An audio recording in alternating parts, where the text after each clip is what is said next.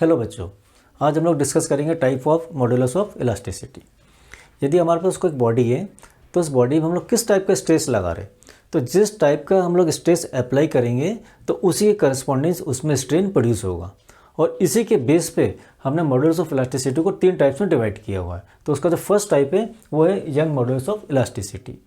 तो इसके अंदर हमने क्या किया, हमारे पास जो बॉडी है तो उसमें हम लोग किस टाइप का स्ट्रेस लगा रहे हैं, तो उसके अंदर हम लोग नॉर्मल स्ट्रेस लगा रहे हैं। तो यदि हम उसमें नॉर्मल स्ट्रेस लगाएंगे तो उसके अंदर क्या होगा, एक लॉन्गिट्यूडनल स्ट्रेन प्रोड्यूस होगा और इसी के रेशियो को हम लोग कहते हैं young modulus of elasticity.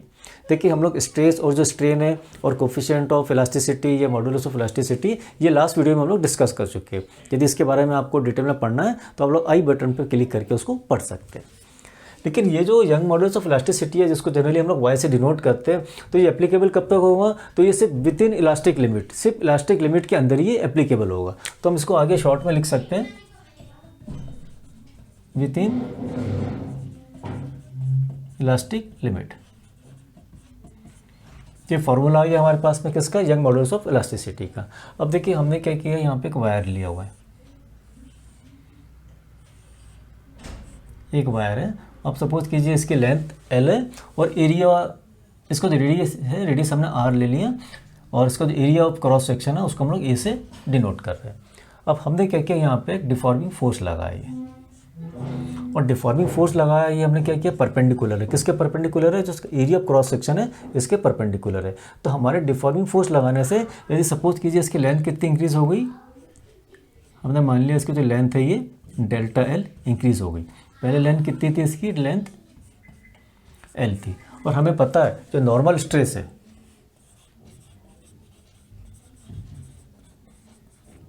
Normal stress क्या होता है, फोर्स पर यूनिट एरिया होता है। तो हम लिख सकते हैं यहाँ पे ये फोर्स एरिया, और हमें पता है इसका एरिया कितना होगा, पाई आर स्क्वायर। तो हमने लिख दिया यहाँ पे force by pi R square. और लॉन्गिट्यूडनल स्ट्रेन,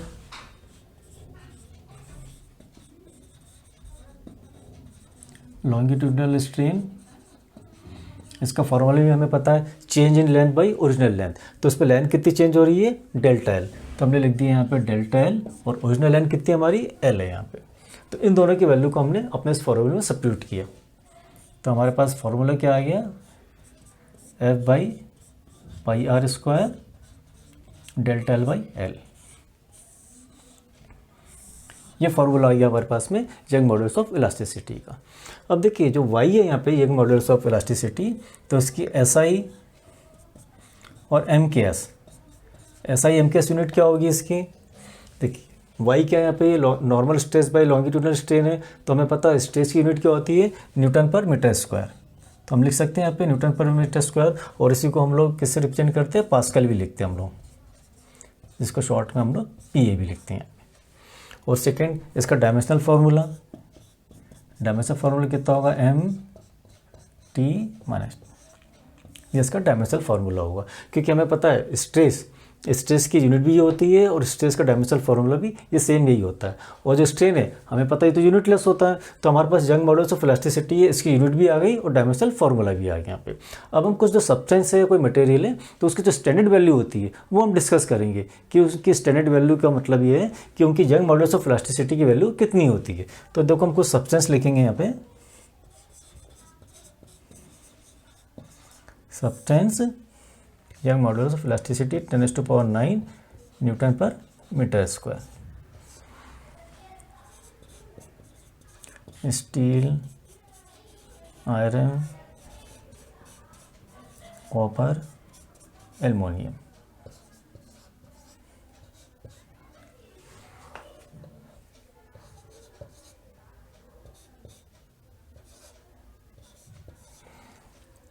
देखिए मैंने यहाँ पे 4 सब्सटेंस और जो 4 मटेरियल हैं इसकी हमने यहाँ वैल्यू लिखी हुई है यहाँ पे। ये अब स्टील है, स्टील की यंग मॉड्यूलस ऑफ इलास्टिसिटी कितनी है, तो वो है 200 10⁹ न्यूटन पर मीटर स्क्वायर।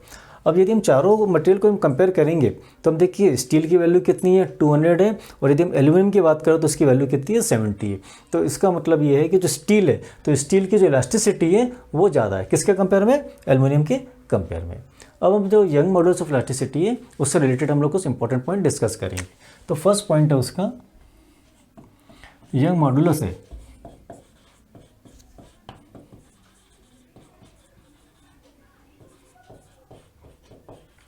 जो यंग मॉडल्स ऑफ इलास्टिसिटी है ये सिर्फ सॉलिड बॉडी है, सिर्फ सॉलिड बॉडी पे ही एप्लीकेबल होता है। देखिए हमारे पास कोई सॉलिड बॉडी है, यदि हमने उसको डिफॉर्मिंग फोर्स लगाया, हमने नॉर्मल स्ट्रेस लगाया, तो नॉर्मल स्ट्रेस लगाने से क्या होगा, तो वो स्ट्रेच भी हो सकता है और कंप्रेस भी हो सकता है, या तो उसकी लेंथ इंक्रीज़ हो रही है या तो उसकी लेंथ डिक्रीज़ हो रही है। लेकिन ये जो नॉर्मल स्ट्रेस है ये हम वाटर में और लिक्विड में हम इसको अप्लाई नहीं कर सकते। तो इसलिए जो यंग मॉडल्स ऑफ इलास्टिसिटी है किस में एप्लीकेबल होगा, सिर्फ सॉलिड बॉडी में एप्लीकेबल होगा। और सेकेंड इंपॉर्टेंट पॉइंट है इसका ये है कि यंग मॉडुलस है डिपेंड ऑन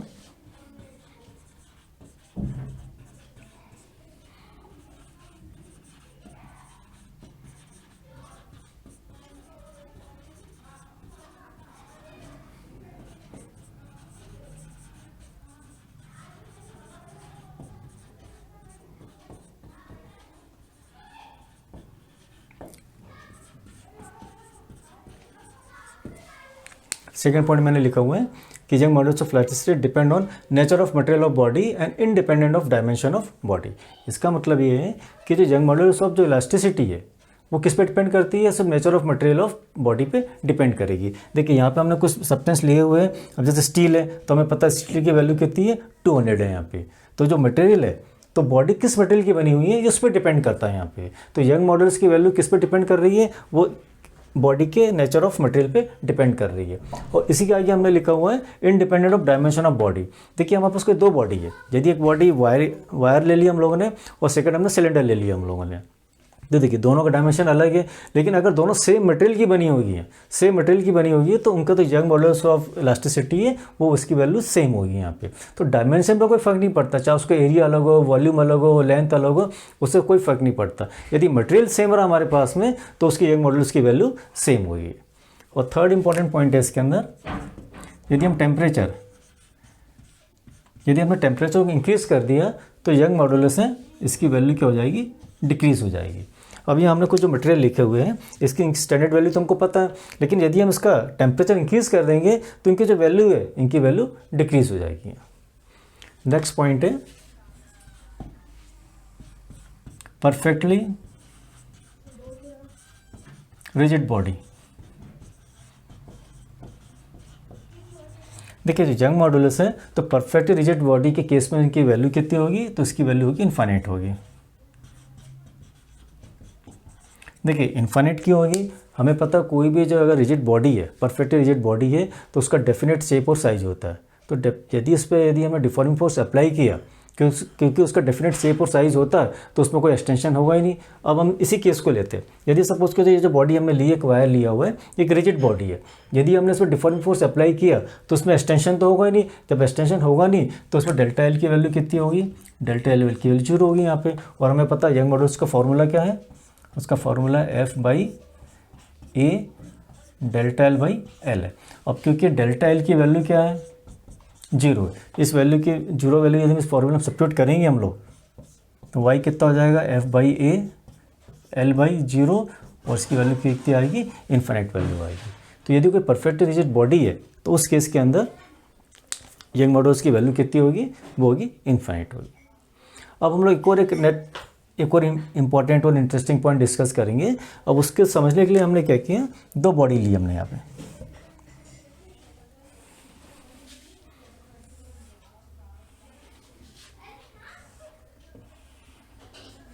एक बॉडी हमारी स्टील की है और एक रबड़ की है, दोनों की लेंथ सेम है।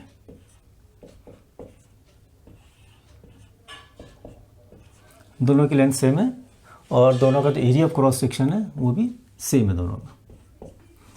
अब देखिए यदि मैं आपसे पूछता हूँ कि स्टील और रबड़ में से इलास्टिसिटी किसकी ज़्यादा है, तो जनरली देखो हम लोग क्या कहेंगे कि रबड़ की इलास्टिसिटी ज़्यादा है। जब ये टॉपिक मैं अपनी क्लास में पढ़ा रहा था तो बच्चों से पूछा था मैंने, तो सब बच्चों ने चिल्ला के कहा था अरे सर रबड़ की इलास्टिसिटी ज़्यादा है, लेकिन वास्तव में रबड़ की इलास्टिसिटी ज़्यादा नहीं होती है। तो हम इसको हम लोग इसी फॉर्मूले से हम लोग समझेंगे। देखिए हमने स्टील और रबड़ दो मटेरियल लिए हम लोगों ने, दोनों की लेंथ सेम है और एरिया ऑफ क्रॉस सेक्शन भी दोनों का सेम है। अब हमने क्या किया, दोनों पे सेम फोर्स अप्लाई किया, हमने यहाँ पे सेम फोर्स अप्लाई किया और यहाँ पे सेम फोर्स अप्लाई किया। अब देखिए आप मुझे बताइए कि यदि हम दोनों में सेम फोर्स अप्लाई कर रहे हैं तो इन दोनों में से एक्सटेंशन किस में ज़्यादा होगा, स्टील में होगा कि रबड़ में होगा।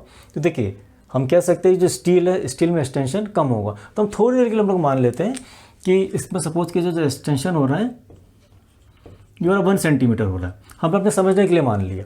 तो जब स्टील में 1 सेंटीमीटर का एक्सटेंशन हो रहा है तो देखो रबड़ में तो उसमें ज़्यादा ही होगा यहाँ पे ये, तो हमने एक समझने के लिए मान लिया कि इसके अंदर एक्सटेंशन जो हो रहा है वो हो रहा है 5 सेंटीमीटर का हो रहा है। हमने अपने समझने के लिए मान लिया, क्योंकि हम जानते हैं कि स्टील के कंपेयर में एक्सटेंशन किस में ज़्यादा होगा, रबड़ में होगा। तो हमारे पास यंग मॉड्यूलस ऑफ इलास्टिसिटी का जो फार्मूला है, इस फार्मूले को हम लोग दोनों मटेरियल में अप्लाई करेंगे। तो फर्स्ट वाला जो फार्मूला हमारे पास में स्टील का, तो इसमें वैल्यू कितनी हो जाएगी, F/A डेल एल। तो हम डेल एल की जगह हम लोग 1 सेंटीमीटर लिख सकते हैं। तो हमने यहाँ पे 1 सेंटीमीटर लिख दिया, लेंथ सेम थी। और सेकंड फार्मूला आ गया हमारे पास में रबड़ का, F/A 5 सेंटीमीटर बाई एल। अब यदि हम दोनों का रेशियो निकालेंगे हम, स्टील और रबड़, अब दोनों की वैल्यू हम सब्स्टिट्यूट करेंगे यहाँ पे, F/A 1 सेंटीमीटर एल इंटू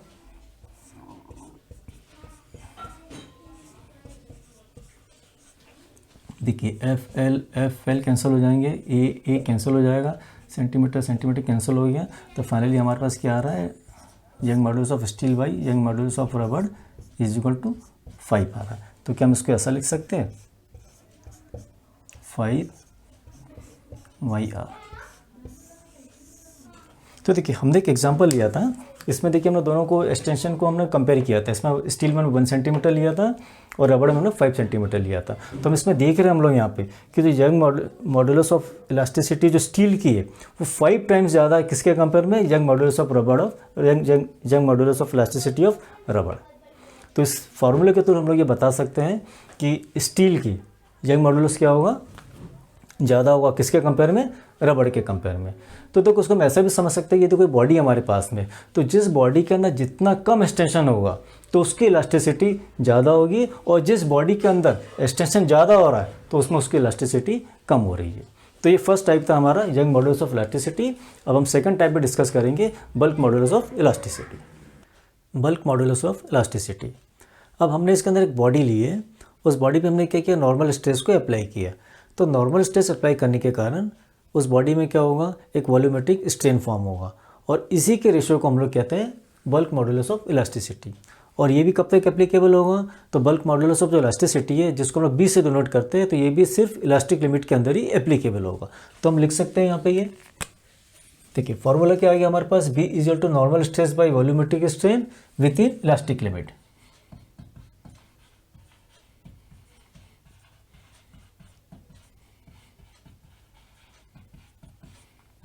अब देखिए इसको समझने के लिए हमने क्या किया, एक बॉडी ली। बॉडी कैसी हमारी, स्फेरिकल सॉलिड है, स्फेरिकल सॉलिड बॉडी हमारी, और इस बॉडी को हमने क्या किया, किसी लिक्विड में डाल लिया जिसमें हाई प्रेशर हो। तो लिक्विड है, लिक्विड में डाल लिया, और जो बॉडी हमारा, इसका वॉल्यूम कितना है, इसका वॉल्यूम V है। अब देखिए जब हमने इसको लिक्विड के अंदर डाला तो लिक्विड क्या करेगा, लिक्विड इस पर प्रेशर एक्सर्ट करेगा। तो जब प्रेशर एक्सर्ट करेगा तो हम मान सकते हैं इसका जो वॉल्यूम है, वॉल्यूम डिक्रीज हो सकता है। तो वॉल्यूम कितना डिक्रीज होगा, तो हमने मान लिया इसका जो वॉल्यूम है वो डेल्टा V डिक्रीज हो रहा है। तो अब हम लिख सकते हैं नॉर्मल स्ट्रेस, तो हमें पता है नॉर्मल स्ट्रेस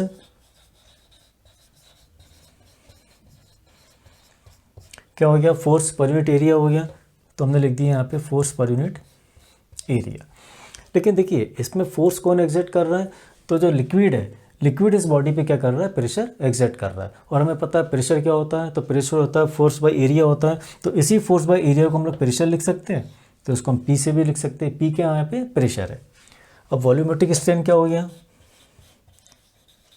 वॉल्यूमेट्रिक स्ट्रेन हमें पता ये क्या है, change in volume by original volume. तो वॉल्यूम कितना चेंज हुआ, तो वो हुआ डेल्टा V, और ओरिजिनल वॉल्यूम कितना था, V था। तो हमने लिख दिया डेल्टा V बाई V। अब देखिए इसमें वॉल्यूम क्या हो रहा है, वॉल्यूम डिक्रीज हो रहा है, तो हम नेगेटिव साइन ले सकते हैं। तो हमने यहाँ पे एक नेगेटिव साइन ले लिया।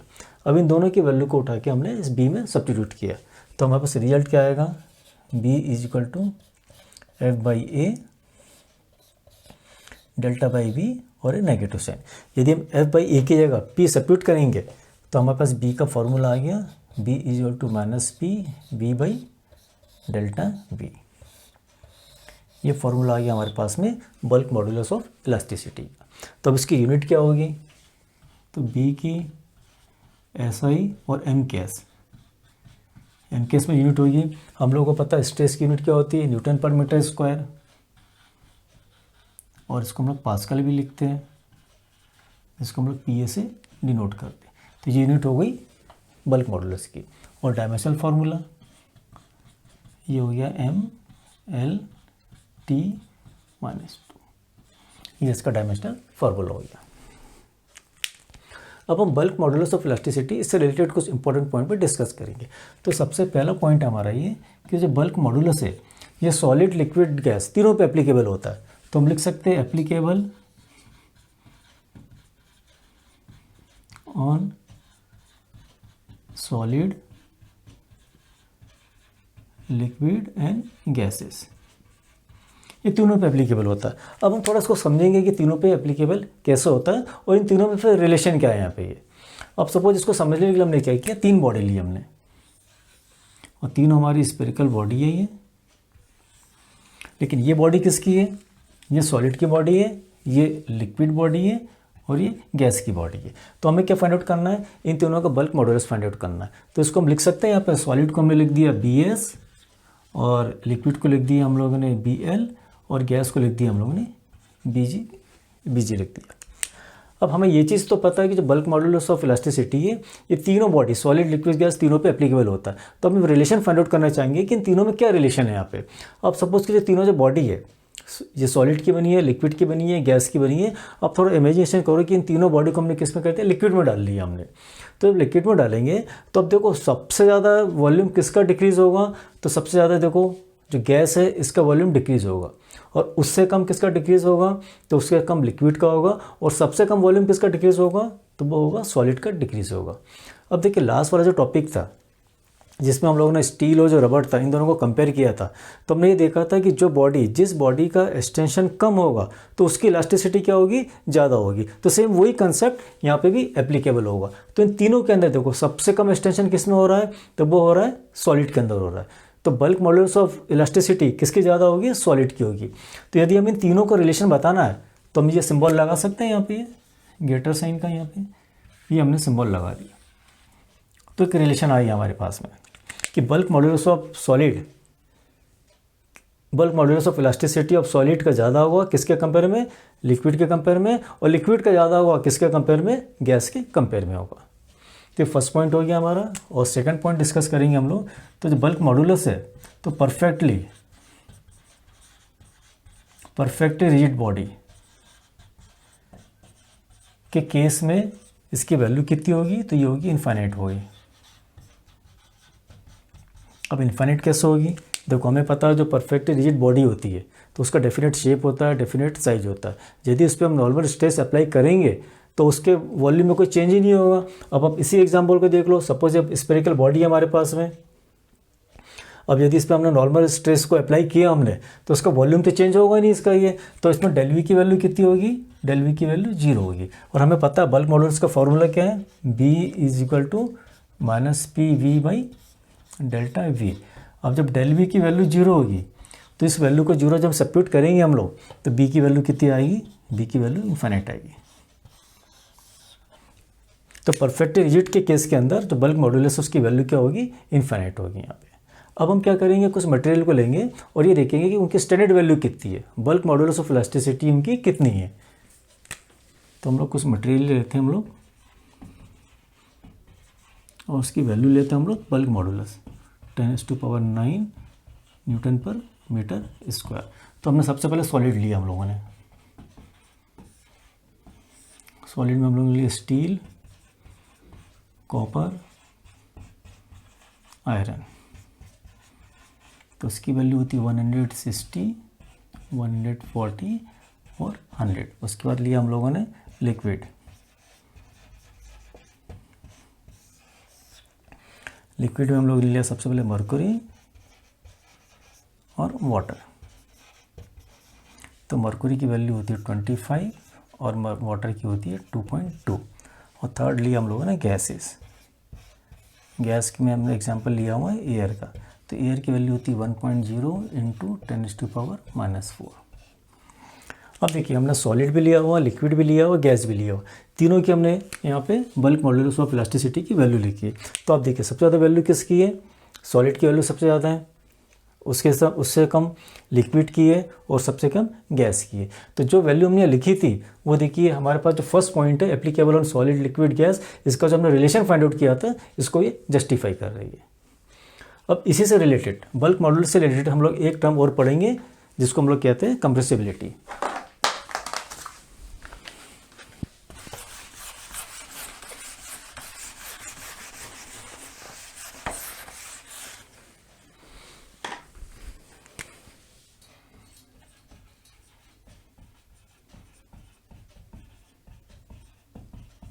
कंप्रेसिबिलिटी और इसकी डेफिनेशन होगा कंप्रेसिबिलिटी ऑफ ए मटेरियल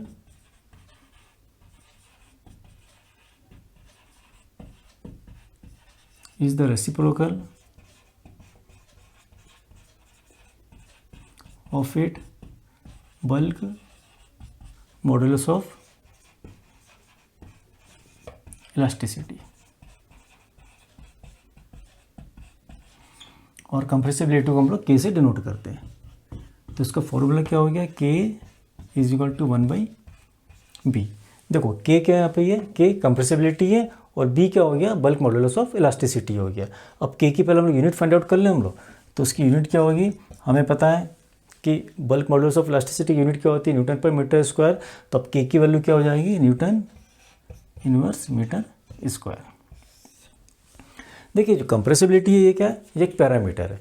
तो इसका मतलब ये है कि जब के की वैल्यू ज़्यादा होगी तो बी की वैल्यू क्या होगी, कम होगी। और यदि के की वैल्यू कम होगी, के की वैल्यू कम होगी तो बी की वैल्यू ज़्यादा होगी। अब के क्या है यहाँ पे, ये के कंप्रेसिबिलिटी है। इसका मतलब कोई बॉडी हमारे पास में, तो यदि उस बॉडी को यदि हम उस बॉडी पे यदि हम लोगों ने नॉर्मल स्ट्रेस को अप्लाई किया हुआ है तो उसकी जो कंप्रेसिबिलिटी, जो कंप्रेस हो रहा है, कंप्रेस ज़्यादा हो रही है, वो कंप्रेस ज़्यादा होगी तो बल्क मॉडुलस की वैल्यू क्या होगी, कम होगी। तो देखिए हम वापस तीनों एग्जांपल पे आते हैं, सॉलिड लिक्विड गैस। इन तीनों में से देखिए यदि अगर हम लोग प्रेशर अप्लाई कर रहे हैं हम लोग, तो इन तीनों में से कौन सी बॉडी सबसे ज़्यादा कंप्रेस होगी, तो वो होगी गैस कंप्रेस होगी। तो गैस सबसे ज़्यादा जब कंप्रेस होगी तो इसका बल्क मॉडुलस की वैल्यू क्या होगी, सबसे कम होगी। तो देखिए इसमें भी बल्क मॉडुलस की वैल्यू सबसे कम आ रही है यहाँ पे ये। अब ये केस देखते हैं जब के की वैल्यू सबसे कम है, इसका मतलब कोई बॉडी हमारी सबसे कम कंप्रेस हो रही है। तो देखिए सॉलिड हमारा सबसे कम कंप्रेस हो रहा है, तो सॉलिड जब सबसे कम कंप्रेस हो रहा है तो बल्क मॉडुलस की वैल्यू क्या होगी, ज़्यादा होगी। तो देखिए ये सेंटेंस है, ये भी इसको वेरीफाई कर रहा है यहाँ पे ये, कि यदि कोई बॉडी कंप्रेस कम होगी तो उस केस के अंदर उसका बल्क मॉडुलस क्या होगा, ज़्यादा होगा। और यदि कोई बॉडी ज़्यादा कंप्रेस हो रही है तो उस केस के अंदर उसका बल्क मॉडुलस क्या होगा, कम होगा। तो ये हमारा सेकंड टाइप हो गया। और तो थर्ड टाइप है इसका को मॉडुलस ऑफ इलास्टिसिटी, वो है शेयरिंग मॉडुलस ऑफ इलास्टिसिटी। तो चलिए अब हम उसको डिस्कस करेंगे। इलास्टिसिटी, इसको हम लोग मॉडुलस ऑफ रिजिडिटी भी कहते हैं और जनरली इसको हम जी से डिनोट करते हैं। तो ये भी एक रेशियो हो गया। तो किसका रेशियो हो गया, तो ये हो गया tangential stress by sharing strain का एक रेशियो हो गया। और ये भी कब तक एप्लीकेबल होगा, तो ये भी इलास्टिक लिमिट के अंदर ही ये एप्लीकेबल होगा। तो इसको समझने के लिए हमने क्या किया, एक हम लोगों ने सॉलिड मेटल का क्यूब लिया हमने, ये एक सॉलिड मेटल का क्यूब है हमारा।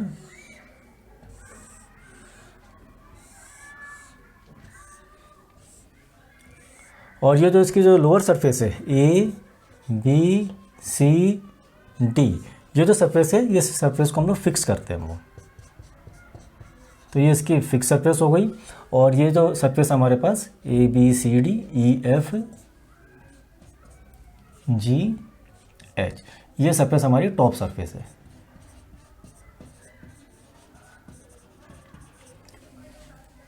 और इन दोनों के बीच में ये एक वर्टिकल सरफेस है हमारी ए डी एच ई, ये हो गई वर्टिकल सरफेस।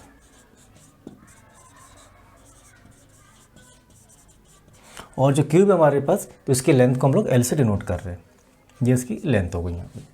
अब देखिए ये जो क्यूब है, अब इस क्यूब पे हमने क्या किया, टेंजेंशियल फोर्स अप्लाई किया। तो टेंजेंशियल फोर्स का अप्लाई किया हमने, तो इसकी जो टॉप सरफेस है, तो इस टॉप सरफेस के पैरेलल हम लोगों ने एक टेंजेंशियल फोर्स अप्लाई किया। अब क्योंकि जब हमने टेंजेंशियल फोर्स अप्लाई किया हुआ है और नीचे वाली सरफेस कैसी है, ये तो फिक्स है यहाँ पे ये, तो जब इसमें हम टेंजेंशियल फोर्स अप्लाई करेंगे तो जो फिक्स सरफेस है इसके अपोजिट क्या होगा, एक फोर्स फॉर्म होगी यहाँ पे। और ये फोर्स किसके अपोजिट होगी, तो ये फोर्स होगी टेंजेंशियल फोर्स के अपोजिट होगी। और क्योंकि लोअर सरफेस हमारी फिक्स है तो अब क्या होगा, ये हमारी जो टॉप जो सरफेस है ये डिस्प्लेस हो जाएगी यहाँ पे। तो ये डिस्प्लेस होने से क्या होगा, हमारे पास जो क्यूब है यहाँ पे, तो इस क्यूब का क्या हो जाएगा, इसका शेप चेंज हो जाएगा। तो शेप तो चेंज होगा लेकिन वॉल्यूम कैसा होगा, वॉल्यूम उसका सेम होगा। तो आप सपोज कीजिए कि ये शिफ्ट हो गई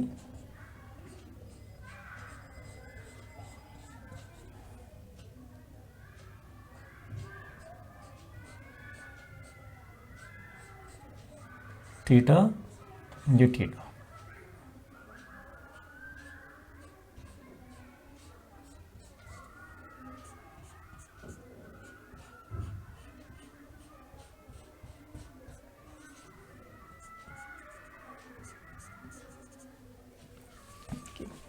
अभी शिफ्ट हो गई तो देखिए ये जो एंगल है थीटा, इसी को हम कहते हैं शेयरिंग स्ट्रेन कहते हैं। तो देखिए कितना शिफ्ट हो गया है, कितना डिस्प्लेस हो रहा है यहाँ पे ये, तो ये इस पर डिपेंड करेगा कि हमारे पास इस थीटा की एंगल कितनी थी। तो अब हम क्या करेंगे, टेंजेंशियल स्ट्रेस फाइंड आउट करेंगे इसका, टेंजेंशियल स्ट्रेस। तो टेंजेंशियल स्ट्रेस क्या हो गया, हम लोग को पता फोर्स पर यूनिट एरिया। तो ये टॉप की जो सरफेस है, अब सपोज कीजिए इसका एरिया ए है, तो हमारा फॉर्मूला हो गया टेंजेंशियल स्ट्रेस का फोर्स बाई एरिया। किस एरिया की बात कर रहे हैं हम लोग, ये टॉप जो सरफेस है इसके एरिया की बात कर रहे हैं।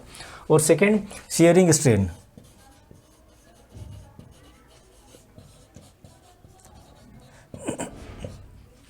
जो शियरिंग स्ट्रेस है तो इसको हम लोग थीटा से डिनोट करते हैं हम लोग। कौन सा थीटा, ये थीटा यहाँ पे ये। अब इसको हम लोग फाइंड आउट कैसे करेंगे, हम ये देखेंगे हमारी जो टॉप सरफेस है कितनी डिस्प्लेस हुई। तो इस डायग्राम में सपोज हमने माना कि हमारी जो टॉप सरफेस है ये डेल्टा एल डिस्प्लेस हो गई। तो इसका जो रेशो होगा, रेशो का मतलब जो थीटा होगा इसकी जो वैल्यू होगी ये रेशो के फॉर्म में होगी। और रेशो किस किस का, तो उसका रेशो होगा यहाँ पे ये displace surface under the tangential force. तो टेंजेंशियल फोर्स अप्लाई करने के बाद में हमारी जो टॉप जो सरफेस है वो कितनी डिस्प्लेस हो गई, तो वो होगा ये डेल्टा एल। तो हमने लिख दिया यहाँ पर डेल्टा एल। और सेकेंड परपेंडिकुलर डिस्टेंस बिटवीन, तो किस किस के बीच का परपेंडिकुलर डिस्टेंस, किस किस के बीच का परपेंडिकुलर डिस्टेंस, तो जो डिस्प्लेस सरफेस है उसका और जो फिक्स सरफेस है इनके बीच का परपेंडिकुलर डिस्टेंस, तो वो कितना है एल। तो हमने यहाँ पे एल को नोट कर लिया। अब इन दोनों वैल्यू को हम लोग अपने जी के इस फॉर्मूले सब्स्टिट्यूट करेंगे तो हमारे पास एक फार्मूला आ जाएगा, G is equal to 50/A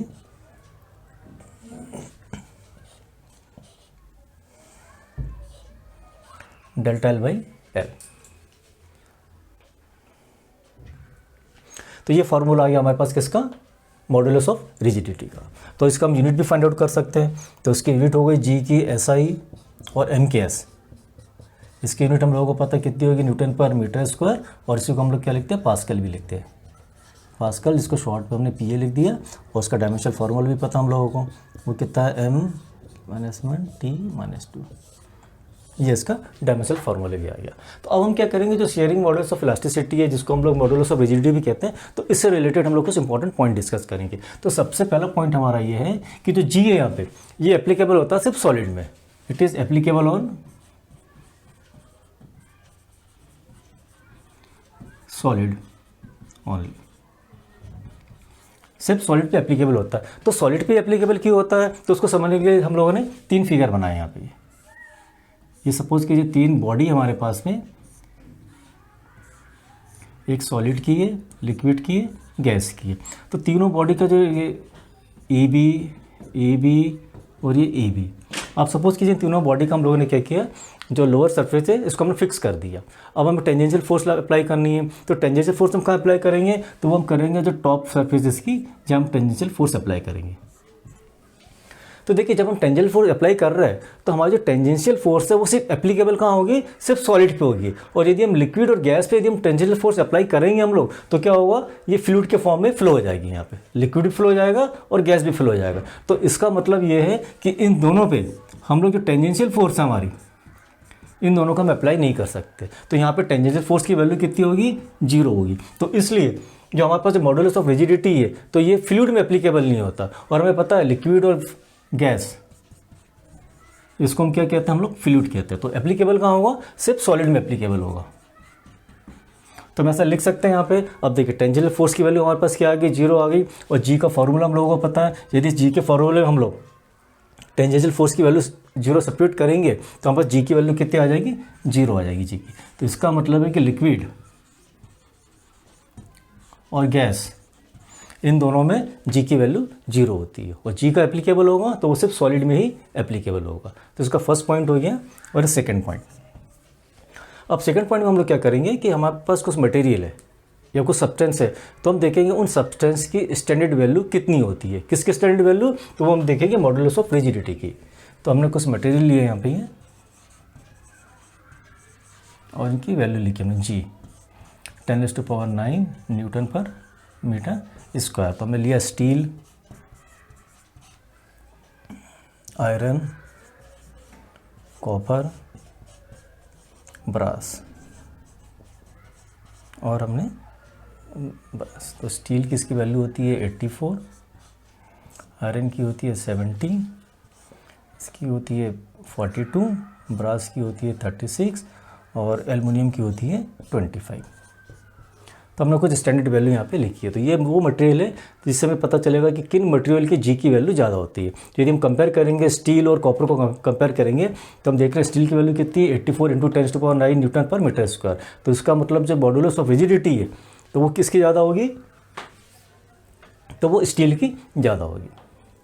अब देखिए हमने एक पॉइंट और डिस्कस किया था और वो इम्पॉर्टेंट पॉइंट ये है कि जो सॉलिड है, तो हमको पता है जो सॉलिड है तो यंग मॉडुलस ऑफ इलास्टिसिटी भी इस पर एप्लीकेबल हो रहा है और मॉडुलस ऑफ रिजिडिटी ये भी एप्लीकेबल हो रहा है। तो हम देखेंगे तब दोनों एप्लीकेबल हो रहा है। देखिए वाई भी एप्लीकेबल हो रहा है और जी भी एप्लीकेबल हो रहा है। तो अब हम ये देखेंगे कि वाई और जी जब दोनों एप्लीकेबल हो रहा है सॉलिड के अंदर, तो फिर वाई और जी में क्या रिलेशन है, किसको कैसे हम इसको आइडेंटिफाई करेंगे इन दोनों में से किसकी वैल्यू ज़्यादा है, किसकी वैल्यू कम है और कितनी ज़्यादा कम है यहाँ पे। तो उसको समझने से पहले हम लोग ये देखेंगे कि जैसे सॉलिड है, सॉलिड वाई भी एप्लीकेबल हो रहा है और जी भी एप्लीकेबल हो रहा है। तो हमने क्या किया, एक बॉडी बनाई, यहाँ पे एक सिलेंडर लिया हम लोगों ने, एक सिलेंडर अपन लिया और दूसरा सिलेंडर है और दोनों जो सिलेंडर है दोनों सेम मटेरियल के और दोनों का डायमेंशन कैसा है, डायमेंशन सेम है यहाँ पे। तो हम क्या करेंगे, सबसे पहले यहाँ पे ये जो ए वाला जो बॉडी है सिलेंडर, इसमें हम लोग क्या करेंगे, फोर्स अप्लाई करेंगे। ये फोर्स कैसा होगा, इसके सरफेस के परपेंडिकुलर होगा। हम इस बॉडी को कंप्रेस करना चाह रहे हैं, कंप्रेस करेंगे तो उसकी लेंथ थोड़ी डिक्रीज होगी। तो एक केस हमारे पास क्या हो जाएगा, यंग मॉडुलस का। और जो सेकंड केस है, सेकंड केस में जो बॉडी हमारे पास, इसका जो टॉप सरफेस है, यहाँ पे हम लोग टेंजेंशियल फोर्स अप्लाई करेंगे। तो हम ये देखेंगे यहाँ पे कि जब हम इसको कंप्रेस कर रहे हैं तो हम ये देखेंगे दोनों के कॉन्फ़िगरेशन में कितना चेंज आ रहा है। तो प्रैक्टिकली होता क्या है कि इसके कॉन्फ़िगरेशन में कम चेंज आएगा, किसके कंपेयर में, बी वाली बॉडी के कंपेयर के अंदर, क्योंकि ये कम कंप्रेस होगी लेकिन इसका जो कॉन्फ़िगरेशन है वो ज़्यादा चेंज हो जाएगा। तो इसका शेप ज़्यादा चेंज होगा यहाँ पे। तो इसलिए इस डायग्राम से हम ये समझ सकते हैं कि जो यंग मॉडुलस है उसकी वैल्यू ज़्यादा होती है सॉलिड में, किसके कंपेयर में, जी के कंपेयर में। तो हम लिख सकते हैं यहाँ पे कि Y is greater than G. Y की value Young modulus of rigidity, sorry Young modulus of elasticity ज़्यादा होती है किसके कंपेयर में, रिजिड मॉडल ऑफ इलास्टिसिटी के कंपेयर में। अब वो कितनी ज़्यादा होती है, तो इनके बीच एक रेशो होता है, वो रेशो है Y is equal to 3g। इसको ऐसा भी लिख सकते हैं, g is equal to Y 1/3।